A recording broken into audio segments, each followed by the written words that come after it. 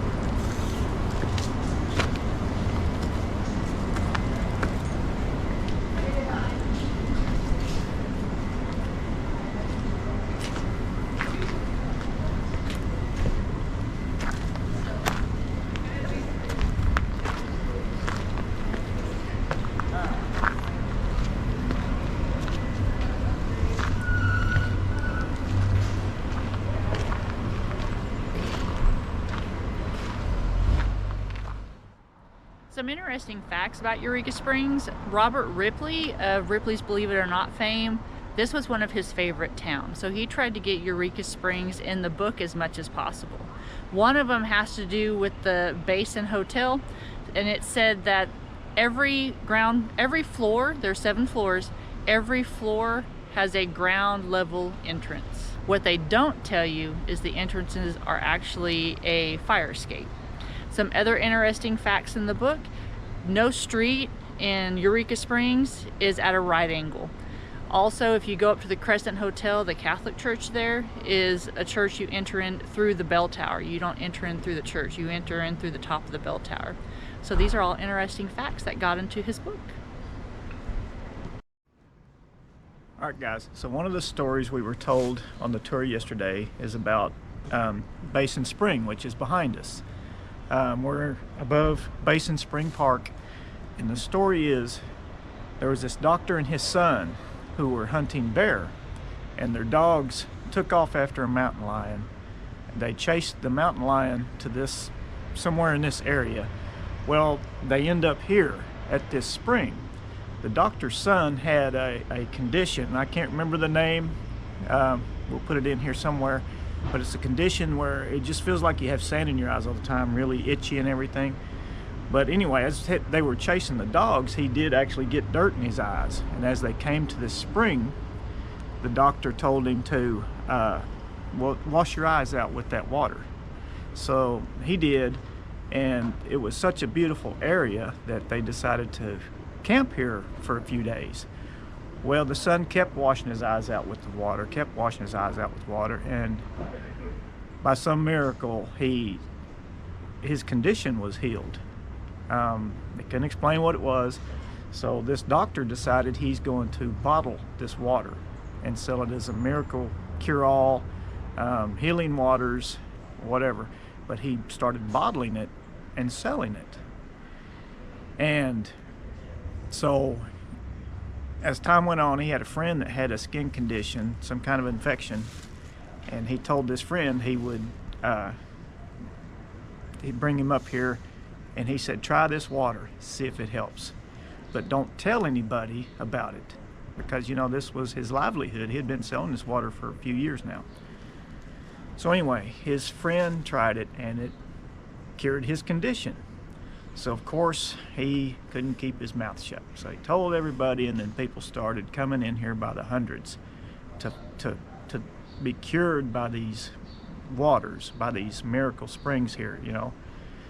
And so anyway, that's when they started building the town, and it took off from there.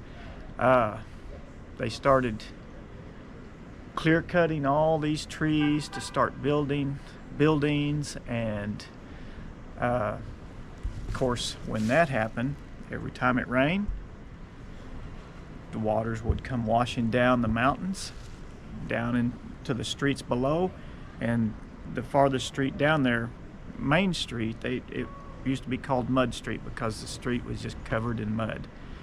And hence the name of the restaurant we just ate is called Mud Street Cafe, because it's on Main Street there.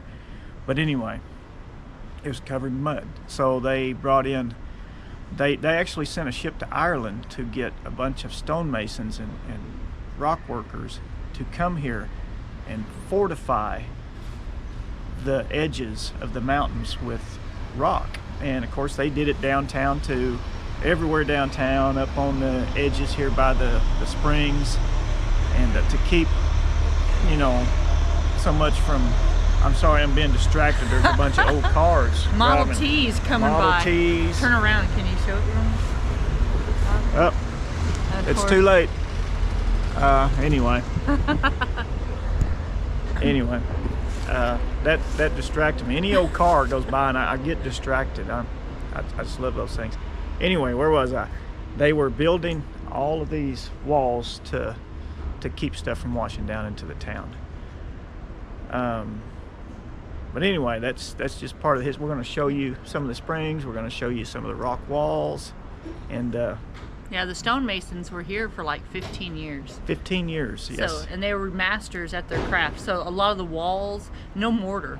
It's just dry stacked. And that's kind of like what you see in UK, Ireland. And they're still, what you say, over 100 years old, some of them, 80 to 100? Here they're 120. There's some of them, you know, like right over there is one she pointed out. It's 120 years old and it's still standing good. Strong. So they were masters at their craft. Yeah, but we'll show you a lot of those as we walk around. Anyway, here we go.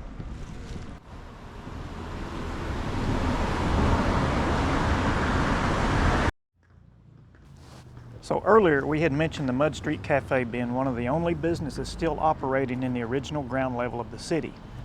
The other is the Quarter Bar under the New Orleans Hotel.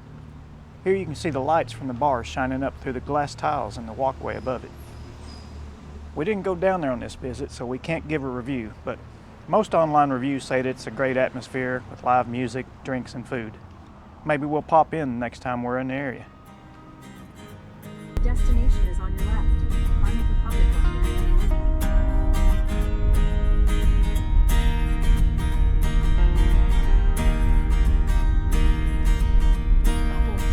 Bubbles coming from? Skeleton.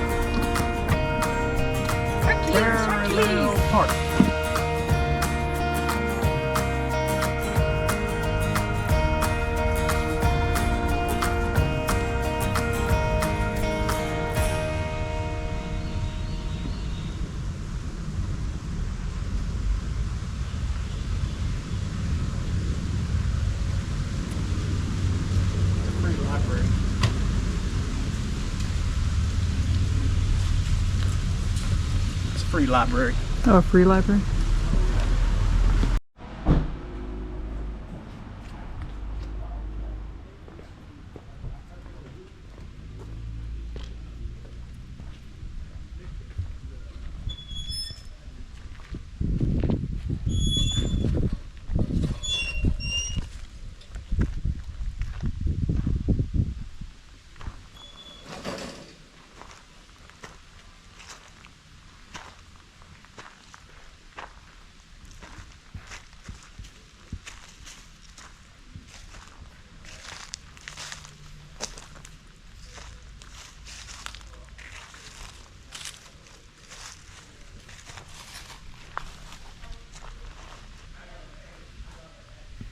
The Eureka Springs Carnegie Library was completed in 1912 and built from a grant received from the philanthropist Andrew Carnegie. There were 4 Carnegie libraries built in Arkansas between 1906 and 1915. These 4 libraries were built in Little Rock, Fort Smith, Morrilton, and Eureka Springs. Of these, only 2 continue to operate, the library in Morrilton and the one here. This 3,500 square foot building with 2 stone staircases was built with local limestone. During the winter of 1916, the library was closed due to lack of funding and later reopened in 1920. Additional levels were built in the late 1970s to provide more shelf space for books. In 2009, the library's website stated that there were over 34,000 books and 7 computers. Okay, story time. This is one of the stories we learned on our tour yesterday. It's about incompetent bank robbers. It was at the old Citizens Bank building, which is now a retail space. There was 4 guys that decided they were going to rob this bank. You know, back a long time ago, everybody closed up shop at 12 o'clock and went home for lunch, except the bank. The bank stayed open. So these guys made the plan that they would rob the bank at noon. You know, nobody would be around. They'd go in, take the cash out of the vault, which all the vaults stayed open back then, and be out of town before anybody knew it. So what they did is they waited till noon one day, and there was 4 of them. They pulled up in front of the bank. 3 of them went in, and 1 guy waited outside in the getaway car. It's an old Model T Ford. They went inside, and when they went inside, there was people everywhere. So what they had done is they didn't account for daylight savings time. So everybody was still there. There was a lot of people in, so of course the guy behind the counter hit an alarm. It went down, set an alarm at the police station, and it set an alarm at another office, and they checked on it, and they alerted the townspeople that something was going on at the bank. We need to go down there. Well, everybody in town grabbed their guns and goes down there. So these guys went ahead, gathered up the cash, which was they tried to get away with. They had $70,000, which back in those days was a lot of money. They grabbed a couple of hostages, including the 10-year-old bank manager's son, walked out the door, and by then, all the townspeople was there waiting for them. Before that, the guy in the Model T, he knew something was going on. He got scared and he hauled. So he left those guys there. Well, down the road, they shot his tires out and caught him. But anyway, back to those 3 guys. They figured the only way they can get away is there's a stairway that goes down to another level across the street, and they thought if we can get over there, get downstairs, maybe we can get away. So they go out the door with $70,000 cash. The 2 hostages, as soon as they get out the door, the 2 hostages, boom, drop to the ground, and the town just lights them up. Just started shooting, and you know, they didn't make it. Funny thing is, the townspeople were bragging about, you know, their marksmanship. Well, you know, you got the whole town shooting at 3 people. Surely somebody's going to hit them. So anyway, after the townspeople shot these 3 guys up, you know, back then they thought it was cool to display the bodies of, you know, outlaws and stuff like that. So they took them down to the mortuary. Undertakers. The undertakers. had them embalmed and stood them up in the window. So very incompetent. Just something as simple as they didn't account for daylight savings time. Anyway, incompetent bank robbers. Daylight savings screws you up way back then Yeah, too. remember, crime don't pay, especially for the 3. Okay.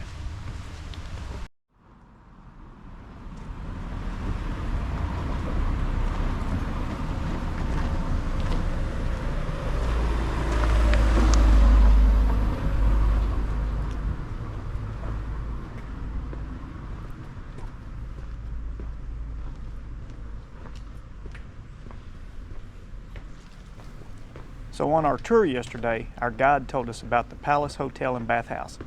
It opened in 1901, and other than a few periods of vacancy during hard economic times, it still operates today as a hotel and bathhouse. The guide also stated that it was used as a brothel at some point in history, which honestly, the sign's a pretty good clue. Speaking of the sign, it was sent over from France in the 1940s, and it's the first neon sign to go up west of the Mississippi River. Story is the women of Eureka Springs were horrified when the sign was erected. I wonder why. Oh, seriously. Okay, I have an interesting story about this lovely lady up behind me here. Her name is Adora Zerlina Astra, and she was created by mosaic artist Bruce Anderson in 2012. Took him over a year to make her. She's solid concrete with glass mosaic all around her. So the story is, this statue used to be located right on the other side of this fence by that house right there.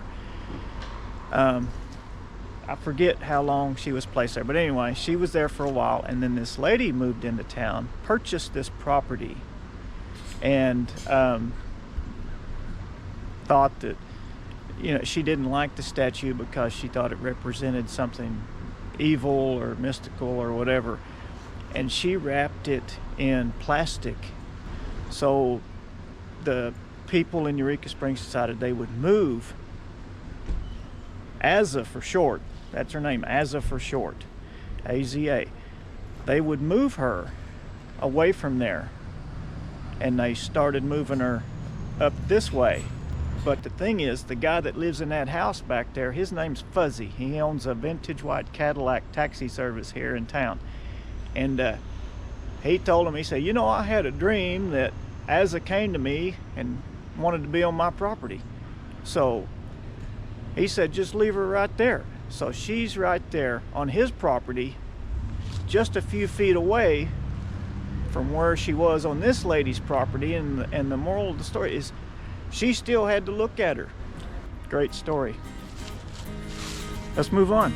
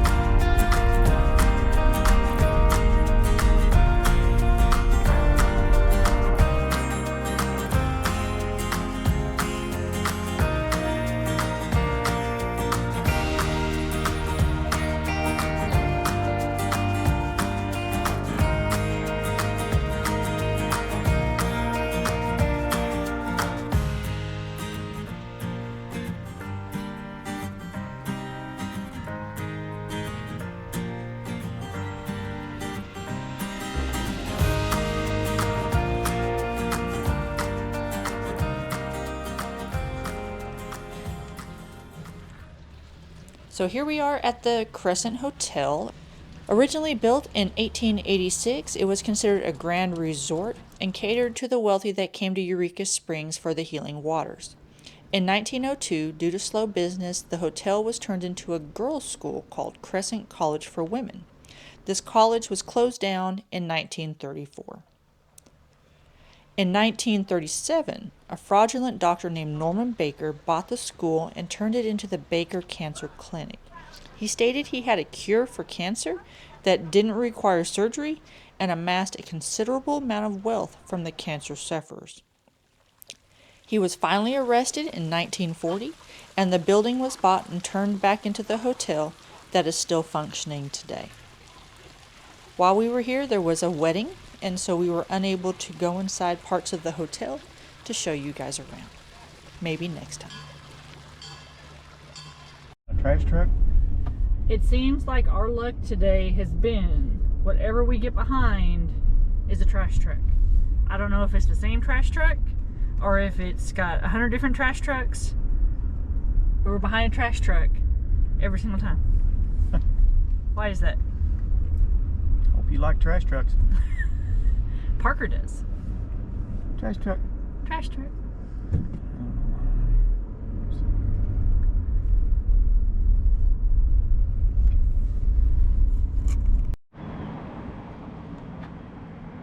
Look at that old VW bus there.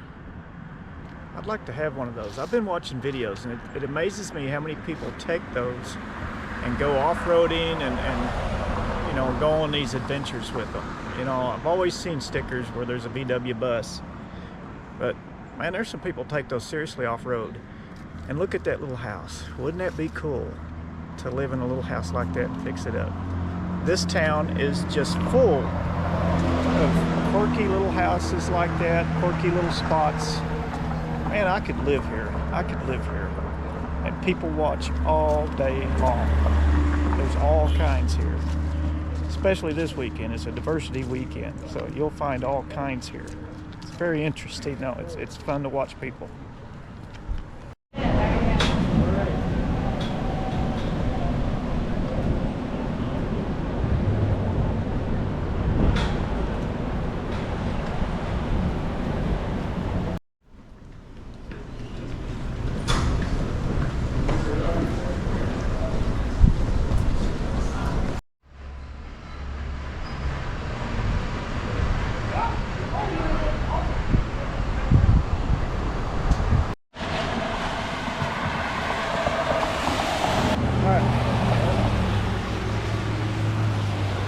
Gotta wait for the cars.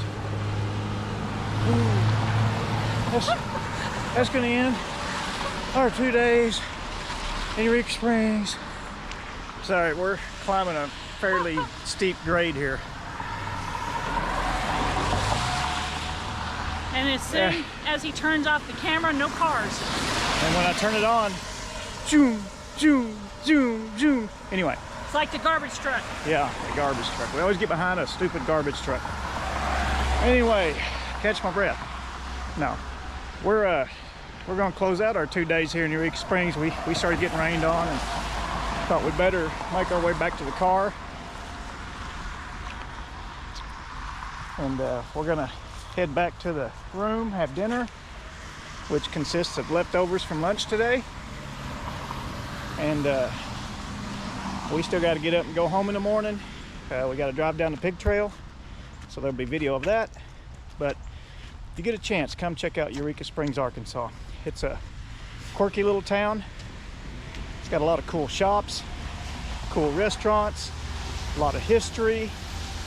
You name it, you can find it here. I highly recommend it. It's just a fun place. But anyway, we'll see you on the road in the morning. Okay, we're getting a little bit of an early start. There's thunderstorms about to roll through, and it's about to dump 2 or 3 inches of rain is what it says.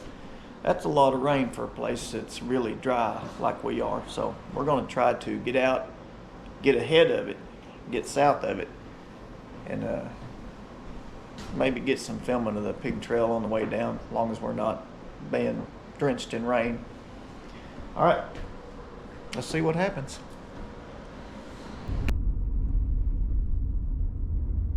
For 18 miles, continue straight.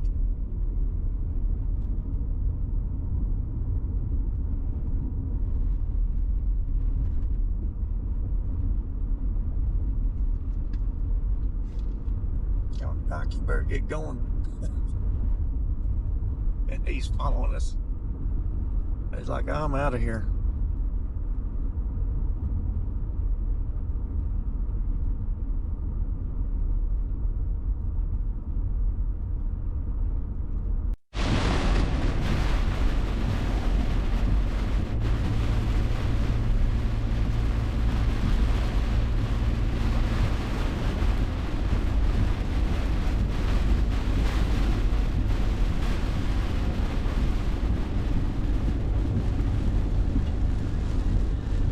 Just like it should come out of something, right?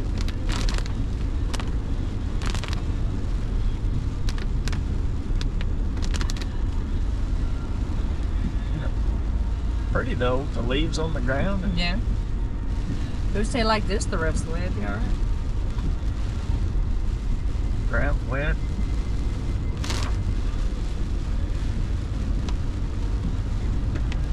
We really need this rain, so I'm not going to complain about it. We need it. Our creeks are all dry. The leaves don't have the color they normally do because it's so dry. We really do need this rain. Yeah, we had some rain the other day, but it still wasn't enough to lift our burn ban. That just shows you how dry it is.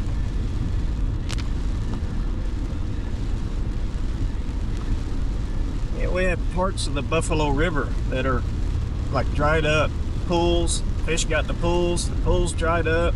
There's pictures people have posted of just mountains of dead fish in these dried up pools.